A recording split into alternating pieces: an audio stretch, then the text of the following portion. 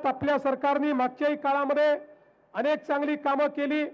विशेषतः छत्रपती संभाजीनगरमध्ये मागच्या काळात आपण जो सगळ्यात महत्त्वाचा प्रश्न होता पिण्याच्या पाण्याचा 1680 कोटी रुपयाची योजना ही त्या काळामध्ये आपण मंजूर केली। त्याचं काम आपण सुरू केलं।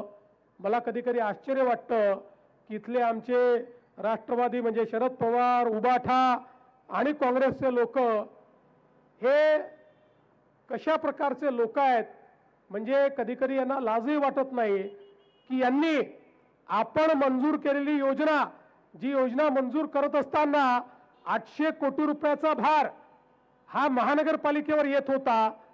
हे सगळी मंडळी माझ्याकडे आली, मला म्हणाली की 800 कोटी रुपयाचा भार आमची महापालिका सहन करू शकत नाही। आपण एका मिनिटात GR काढला आणि सांगितलं संभाजीनगर महानगरपालिकेचे पैसेही त्यांचा